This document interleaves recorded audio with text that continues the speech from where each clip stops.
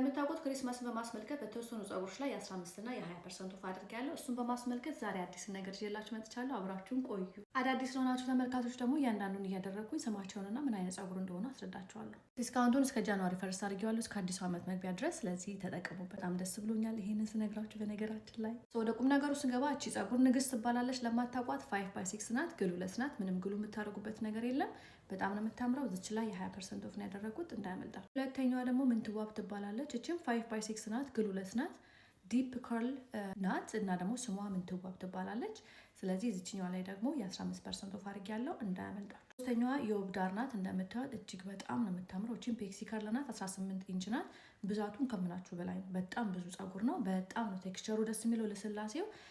ይሄኛው ሌስ ነው። ግሉ መጠቀም አለባችሁ። ነገር ግን ግሉ ማትፈልጉ ከሆነ 5x6 አድርጌ ግሉለስ አድርጌ ማዘጋጀት እችላለሁ። እንደምታዩት ይሄንን ሃይላይት ቀብቼዋለሁ። እናንተ ሃይላይት የምትፈልጉ ከሆነ ፍርዬ የወብዳርን በሃይላይት አድርገሽ ላኪልኝ ማለት ይችላላችሁ። ወይም ደግሞ ዲዛይር የምታደርጉት ቀለም ካለ እሱን ትልኩልኝና አቀራርቤ ለመስራት ሞክራለሁ ማለት ነው።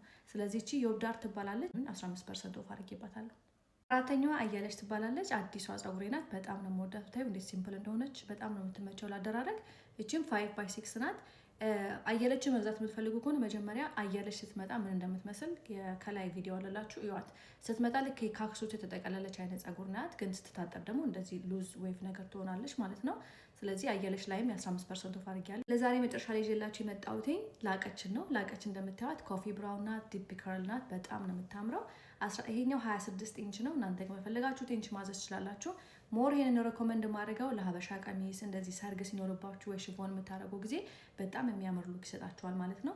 የኔ ሌስ ነው፣ ፉል ሌስ ነው። በግሉ ነው የሚደረገው። እናንተ ግን ግሉ የማትፈልጉ ከሆነ እንደነገርኳችሁ ቅድም ሜንሽን እንዳደረኩት በ5x6 አድርጌ ግሉለስ አድርጌ ማዘጋጀት እችላለሁ። ኩሪን፣ አስናቀን፣ ደመቀንና ካሰችን የማታውቋ ሰዎች ካላችሁ ነገ ይዤላችሁ እመጣለሁ። እነሱን በደንብ አሳያችኋለሁ። ይጠቅማል።